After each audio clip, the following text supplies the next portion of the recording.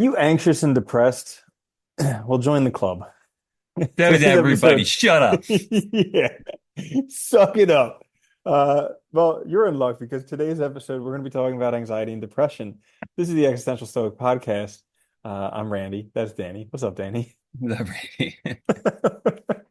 That's like the only anxiety and depression thing where we don't coddle people. Everybody else is like, "You poor little thing," and we're just like, "Shut up." Everybody is. Get over Yeah, yourself. It yeah, is true right. that it is funny that like everybody you freaking talk to because there's just too much anxiety inducing crap all around us. And it's funny, like I remember watching there was a really good documentary on Netflix about social media. And they were talking about like all the how they hired all these like top psychologists to come in and like, help them basically manipulate people. And it's all emotionally targeted, right? So it's always like everything in your feed, those algorithms are meant to get your emotions up. It's the same with the news. It's the same with all these opinion talking head things, right? It's meant to just make you angry or anxious or depressed because then you'll keep scrolling and looking. But if it made you happy, you would just walk away. Or if it made you like, if it didn't make an emotional, thing, you could easily walk away from it, right? But I think Mhm. that's what's interesting. But so we're just surrounded by stuff that's constantly trying to make us on edge. And then people wonder why they're anxious and Yeah, depressed. it's like turn off the garbage, put down your phone, unsubscribe from social media, stop watching the news, and life gets a lot easier. It But I does. won't be, but I won't be a good citizen. I won't be up to date on what's going on. People will know stuff, and I won't be on the cutting it. Yes, you will, guarantee. It's not that hard. I gave it up in 2008, and believe me, everybody loves to talk your ear off. They You think know it's what's the funny best thing too? ever that you don't know the news, so they can download their bullshit into you. Yeah, And they even love when it. you don't know it, I can still guess exactly basically what's happening. Yep, exactly. It's not hard. Same thing's been going on forever. Yeah, Yeah. it's like it's every day. It's just the end of the world. This new thing is the end of the world. This person's the worst person ever. We need to cancel them and everything they ever stood Oh, yeah. for. And And it's it's just like, like the same. And this type of person is, everybody needs to love and respect them. And yeah, because, yeah, all that. everybody's just It's outraged about everything. It's all same thing over and over again. it's horrible. Well, it's kind of like the analogy of like, letting the mud settle in the water.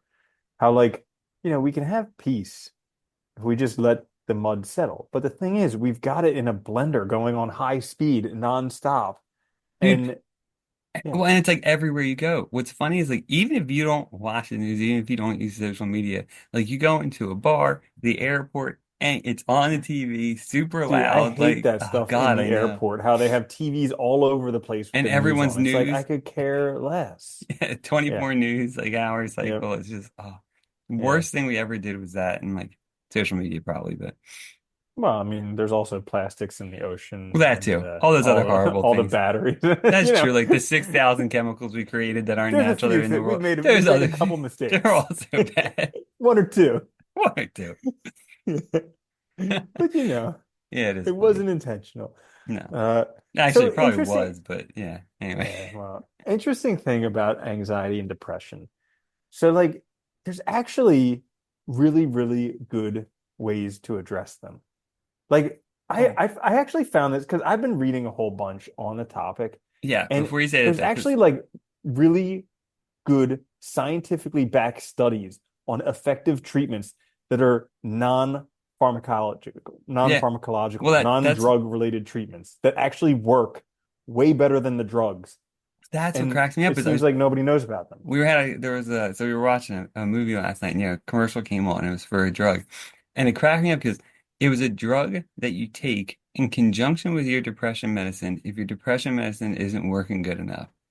And I was like, because like none of those, what's funny is like none of those medications work well. They're No. like barely, barely better than a placebo most of the time. Barely, But if yeah, at all. but for Like, the most part, they're not better than a placebo no. because the only studies that the companies report are the ones where they actually have a marginal increase above a placebo.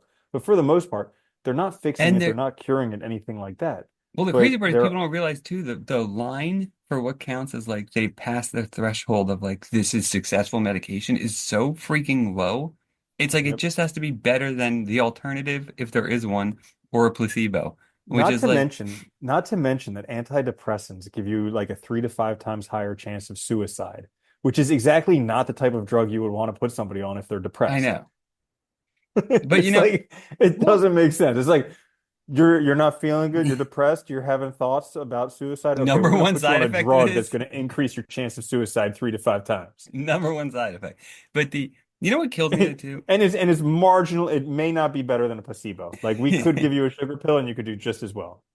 It's more about how you think about it than it is actually this doing anything. But then Yeah. you're also stuck on them because you can't even like get most of them you can't stop taking either, which it's like horrible. And Especially, okay, yeah. So like especially the anti-anxiety medications like Xanax and oh stuff like God, that, yeah. because you stop taking that and it gives you anxiety. Like the thing that you're taking it for, if you get off Oh of it, yeah. you have withdrawal symptoms and you also get anxiety from It's coming off horrible. of it. Yeah. Yeah. And it's because it's I think one of our I think well, this is my I guess anecdotal opinion, but I think one of our biggest problems is we don't give people a chance to get healthy You either. mean aside from the 24-hour news cycle? And that besides that. No, but I mean like, like it's like you have look, everybody has to work. Society moves very fast, right? But it's like when something does happen like this, you can't just stop your life, and go get help and get healthy. So what Hmm. do? People do the quick solution, which is take this thing, because this thing, we're telling you will help. And so they just swallow the pill every day and hope that it helps without doing anything else. And it's like Hmm. that is such a crappy system. And I really think it's funny because we think medicine's so advanced, but we're still in its infancy. I mean, if you Totally. think about it, like it's not like it's been around that long. Yeah. Well, pretty much for the most part, there's really only a couple types of medications that actually made a huge difference. The rest of them are just kind of Like Like antibiotics, huge difference, life-changing vaccines, yeah, difference. helped. Yeah, vaccines, that's, people argue that. But insulin, Do antibiotics and insulin, those are the two types of things that actually made a noticeable difference. you know what Other made a people huge might difference say too like, was actually mm, clean water and yeah, right? sewage actually did a bigger And deal. doctors washing their hands Yeah, that helped too. between like doing necropsies, cutting apart dead What was people it? and It was delivering babies. that one president that got shot that he only died because the wound got bad afterwards. This was back in the Mm, day. It wasn't like recent, yeah, obviously. I forget what his name was. It might have been Cleveland or somebody like that. But Garfield. yeah, Garfield, that's it. And they were talking about like Yeah. the reports of like the doctors rode up on their horses, didn't wash their hands, and then they're like in the whole The doctor's probably like got his arm up the horse's ass. Like my horse has got colic. Hold Okay, on, let's check that bullet he's got an hole. itch on his butt. Hold on. Okay, Yeah. he's getting out. Like Yeah. for real though. But like that was our biggest like boon to like life expectancy was like, Hmm. not living in crap all the Definitely. time with parasites and stuff. Yeah. So anyways, we've explained some reasons why medications don't work, and clearly we have all the authority to say so because Damn we're right. both experts in the field. Heck yeah. But yeah, there's actually a bunch of there's this really awesome book that I've been enjoying a lot. It's the shortest of his books. It's called When Panic Attacks. So it's like all about how to get over all different types of anxieties and then also depression. And in it, he goes into a whole bunch of these statistics for antidepressant medications, which are Nice. just mind blowing because they don't work at all. Like Well, all that's what's crazy. You the, can look it up. I mean, that information yeah, does exist. There's been studies on them, and like they really don't work. That's the crazy part. Because I think yeah, originally they're one of those things that's supposed to be like it's supposed to be like a band-aid to help you do other yeah, stuff. I mean, that's the appropriate. People just stay on it forever, which is yeah. not. And like people just didn't know because before Yeah. the antidepressant medications, people would take St. John's wort. And then all the pharmaceutical companies put out these tests that said St. John's wort doesn't work, antidepressants work. And it's like they actually look back at the studies and it's actually both of them don't work. It's Yeah. just you were pulling a few studies that showed marginal increases in antidepressants. And so because you could patent that and sell a lot more, get a Well, lot more that's money actually from it. when I used to teach bioethics, I would do a lot on like research ethics, so like especially with human subjects. And that's what really opened my eyes to a lot of this stuff was like how they approve these drugs and that process and stuff and what they need to show. I realized like, dude, half the stuff like, unless it's something that's like very physical that you can see, like a broken arm is going to heal, right? Hmm. Like those kind of things, it's like you can clearly show the relationship between the treatment and the help because somebody who didn't get that process, their arm's still broken and healed really bad, right? Yeah. But stuff like this, it's like really hard too. So I think that's where they get people because it's hard to say like, like what is 5% better? Really arguably nothing, but it sounds Hmm. like something. Exactly. And so in taking a look at a lot of these like anxiety type things, one thing he noticed is that a lot of people are resistant to actually getting better. And there's a good reason for this because they believe their anxiety and they believe their depression actually does stuff for them. Yeah. So like and it may be hard to kind of understand this, but it's like if you're anxious, if you're afraid of germs or something like that, you're a germaphobe, you don't want to touch germs, you believe that by not touching germs, you're actually saving yourself and you're saving your family from some infection that'll kill them and they'll Yeah. die. Something Yeah. along those lines. So even though you may want to not be a germaphobe, you're not likely to give it up and address it. Well, you know what the other hard part is also it's also your current norm. Hmm. And like even though it's a crappy place to be in, you know what it feels like. You know what to expect. You wake Yeah, up the you're next like day, a baby in a yeah, shitty diaper. You're like, it sucks, but this is life. but it's mine. Yeah, it's my Yeah. shit. But it's the truth though, right? Because I think that's a big part of it too, is like we're all so scared of like what would it be like to not be like this essentially. Because this is Hmm. how I see myself now. Yeah.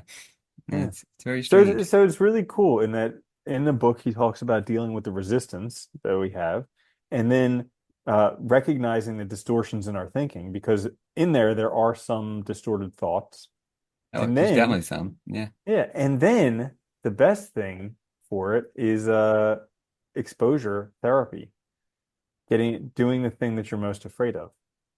And for Huh. pretty much all anxieties, you need to do that. And the crazy thing, so like this is a really interesting thing. Is like a lot of people who are anxious will say like I can't do that because that's just like it'll push me over the line. I'll whatever. And it's like every time you avoid it, it just reinforces that Yep. anxiety. Yeah. And it's Yeah. just like you're making your own barrier, right? And it's Hmm. really funny, but it's true. Like, dude, there's so many people I know that are like, I don't like calling people on the phone or whatever. Like, Yeah. and it's like, okay, you don't like it. Nobody, I don't think anybody particularly loves to call strangers on the phone, or deal with Hmm. BS, but it's like, you definitely could do it. Right. Yeah. But they're convinced they can't. And I think that's the crazy part. It's like we're like our own worst enemy, but we could also be our own greatest help. But we just Hmm. refuse to like do the things that would make it better. Yeah.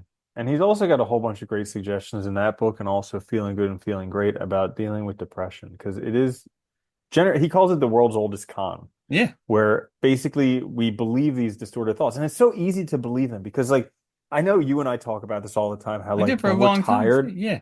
when we're tired at the end of the day, like the stuff that goes through our minds, like we just think, oh, my life is the worst ever. Like how it's I'll just never be not able to fair. keep Like doing this. Like, yeah. yeah. And then we go to sleep, wake up in the morning, and we're like, I don't even know how I thought that. But you know what's funny? It's like because in that moment there is this like slight truth that like if I was always like this, as tired as I am now, yes, Mm. it would be very hard to do those things. But you're forgetting that like you just need sleep and then you won't be like that. Like it's really stupid. But we take the reality of now to be like a fixed Hmm. thing instead of, Yeah. changeable. Yeah. So if you have anxiety or depression, check out the books by David Burns, Feeling Good, Feeling Great, When Panic Attacks. He has some other books They are too. good. You've been talking about a ton. I read some of the Dude, samples of them. They're very good. I mean this is like He's a good life-changing writer stuff. too. He's literally like the Michael Jordan of psychotherapy. He's like on a whole different level from everything Well, else. we need to do the reality is like, I And mean, that's the other thing. Psychology too is such a new field. Like that's people forget that. It's been around for dude, like what, like 60 years, really? and the reason, dude, and the reason why he is on the next level is because he believes in science-based psychology. So, like most psychology and psychotherapy and everything is just schmoozing behind closed doors with no accountability or nothing. But he No, they developed just the team CBT model, and the T in team stands for testing. So before and after every session, he has his clients fill out a questionnaire in terms of anxiety and depression.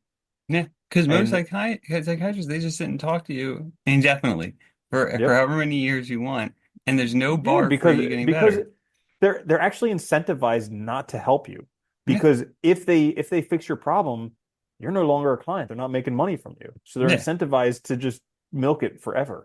Much like the drug companies are incentivized not to cure things. Hmm. Yeah, exactly. It's crazy, right? I Yeah. also think I also think that a lot of the anxiety and depression is just from we're just repressing so much stuff. Like ever since political correctness, like Yeah. that around the same time that political correctness started is when anxiety and depression just went through the roof because people just have to repress all the stuff they think and feel, and then they feel bad because they think and feel this stuff. And it, of course, that causes anxiety and depression. Yeah, it's funny too, because like that stuff, like when people get on that bandwagon, they expect everybody to immediately change.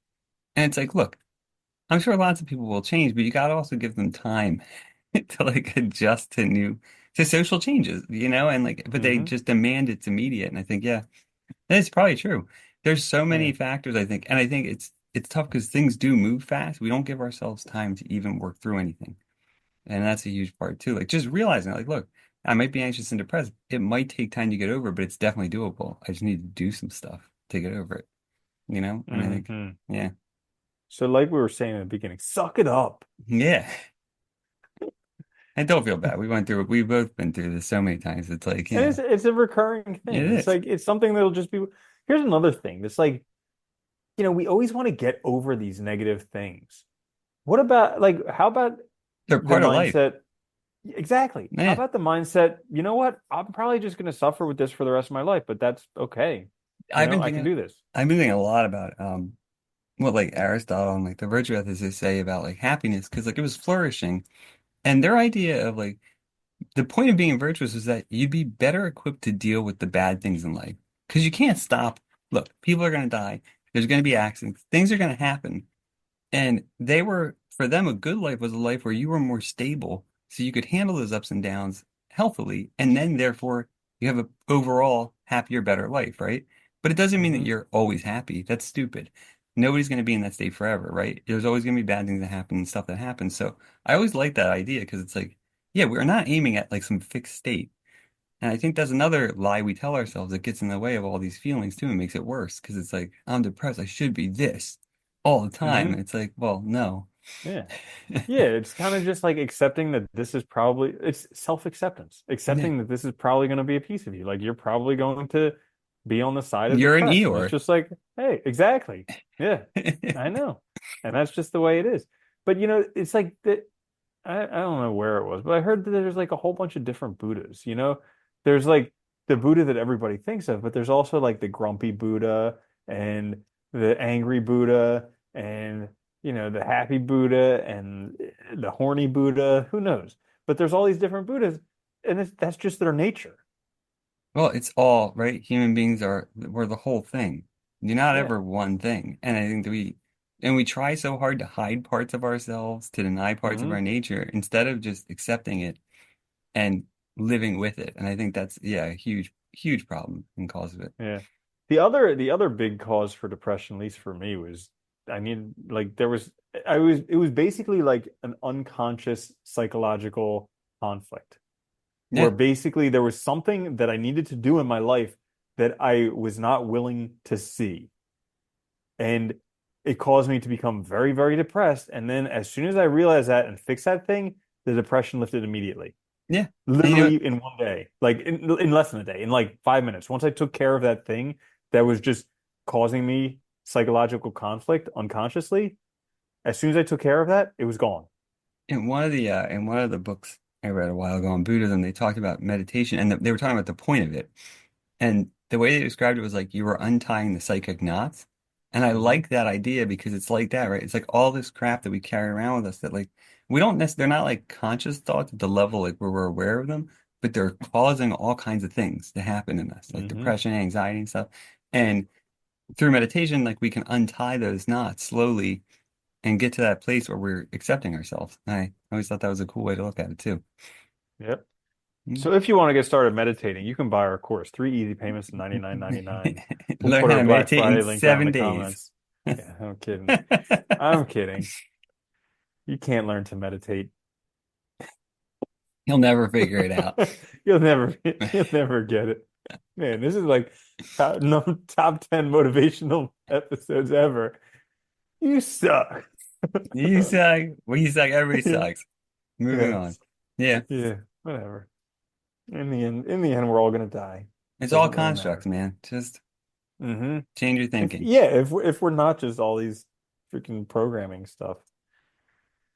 Yeah. Well, anyways, so there you have it, our episode on anxiety and depression. I mean, clearly if you're considering harming yourself or someone else, get help as soon as possible. Dial 911, go to your They hospital, also have that get a new mental health it's professional. like I don't know the number. There's a that new 3-digit number now too Yeah, for clearly it's suicide. effective. Uh, well, it just came out. I want to say it's like 388, but I don't want to give people the wrong number. So look it up.